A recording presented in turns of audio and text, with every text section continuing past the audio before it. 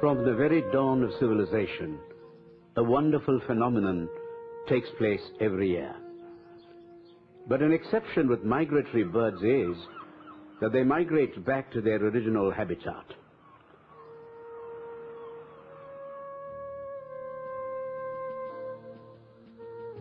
The human race, over the centuries, have migrated from one country to another to find a new place to settle down and build a home. In Africa, oil-rich Sudan has been a shelter for people from Chad, Ethiopia, and Uganda.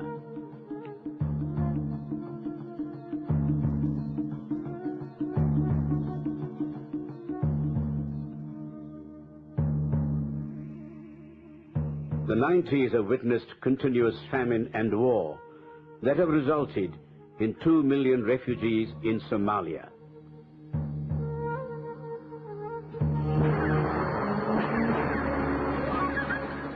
Thousands of people are leaving Bosnia.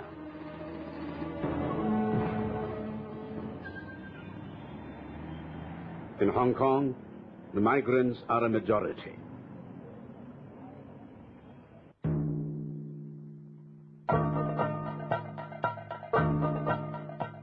So, illegal migration of the infiltrators is a worldwide phenomenon.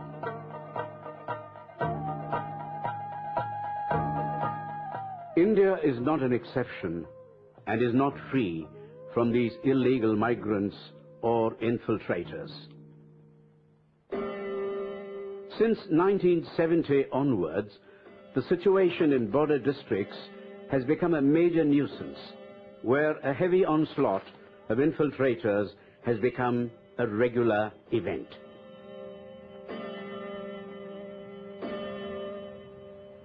And now, metropolitan cities are being invaded.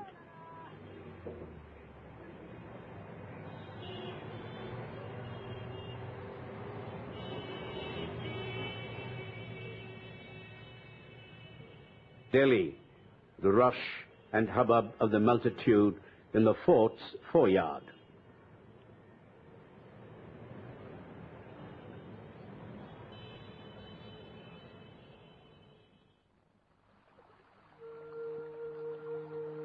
But what usually escapes the visitor's attention is the thin black strip of human settlements bordering the rivers.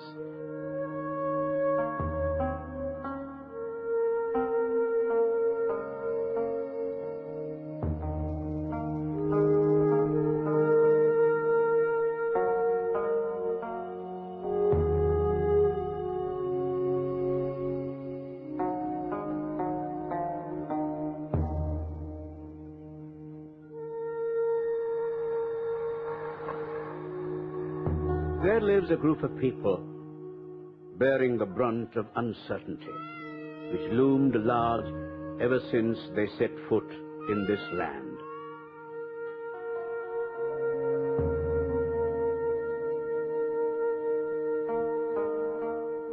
They are around us and among us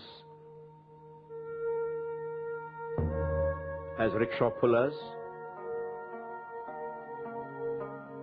rag pickers, frequenting residential premises, washerwoman,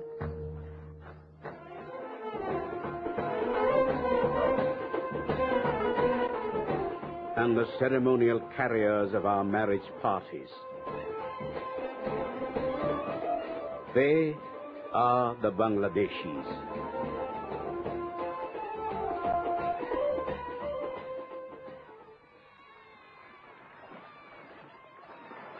A visit to one of the Bangladeshi settlements is like a journey to the world of stark, malicious realities.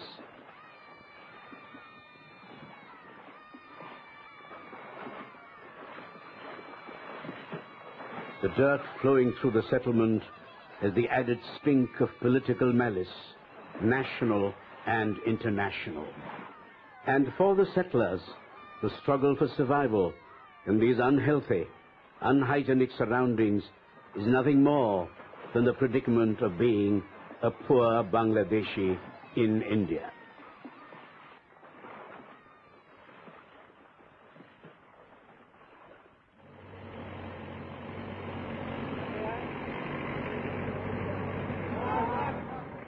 Migration out of compulsion on a permanent or temporary basis has always been a survival strategy.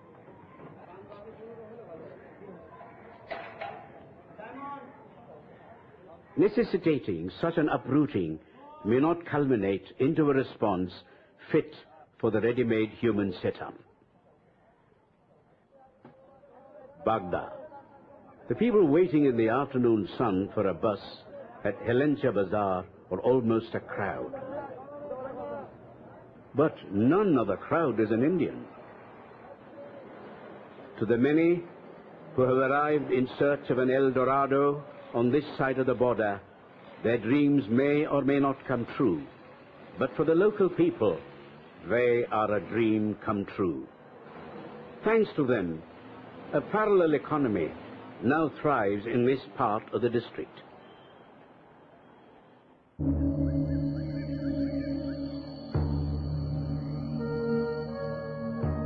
There, the lineman accosts the infiltrator at the border and then hands him over to the ghatman.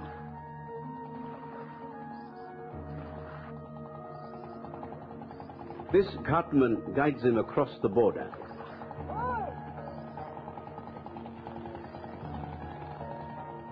On crossing the border, the Bangladesh rifles take money after a careful count of the heads. Similarly, people from Bangladesh enter India. The system is the same, only the BDR is substituted by the Border Security Force. The groups which enter India are families with children and women. Some of the most popular routes into India are through the 5 points along the Bongaon-Bagda road. It requires passengers to cross over the region's 2 rivers, Kodla and Kobadakko. And the villagers who ply boats charge every passenger 10 rupees for the 5-kilometer journey. If the boatman profits from the border crossing, so do the men who operate buses on their roads. The criminals, of course, thrive on smuggling. The hotels are makeshift huts